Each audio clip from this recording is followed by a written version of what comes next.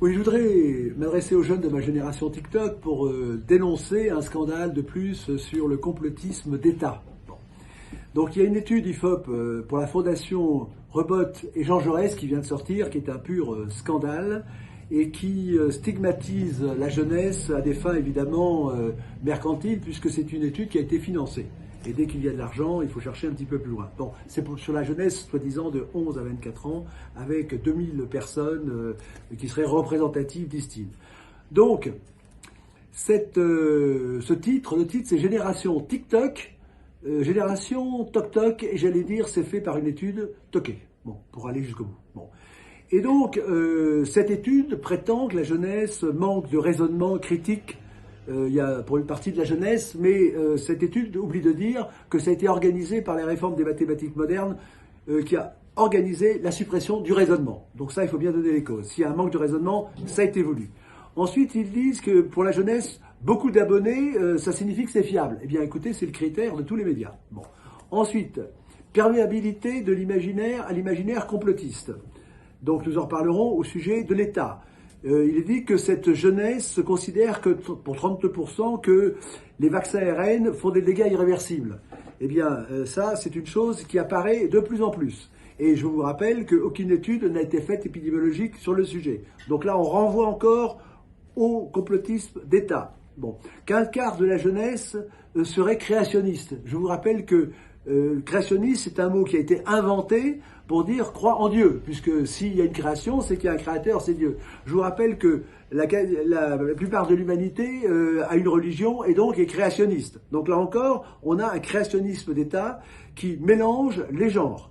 Bon, que la jeunesse, la science, serait évidemment très critique vis-à-vis de la science. Mais justement, cette étude prétend qu'il y a un manque d'esprit critique de la jeunesse. Si justement, elle a un esprit critique vis-à-vis non pas de la science, mais de la fausse science, celle qui nous est imposée faussement.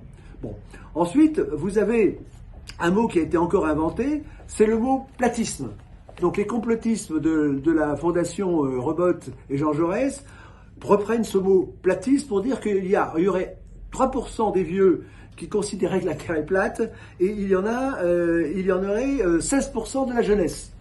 Bon, je connais plus de 3000 personnes, et aucune ne considère que la Terre est plate. Donc encore du complotisme d'État pour mélanger, par exemple, ceux qui croient en Dieu et ceux qui croient que la Terre est plate.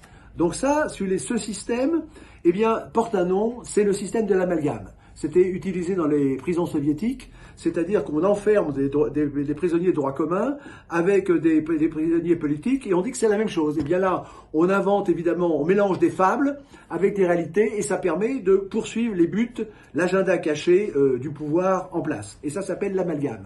Mais le mot qui manque dans cette étude de la Fondation Rebot et Jean Jaurès, faite par l'IFOP, c'est le mot vérité. C'est-à-dire que ces gens qui prétendent lutter contre le complotisme, et qui sont eux-mêmes des complotistes d'État, ne parlent jamais ni de la vérité, ni de la charte Munich, ni de la manière d'instaurer des preuves.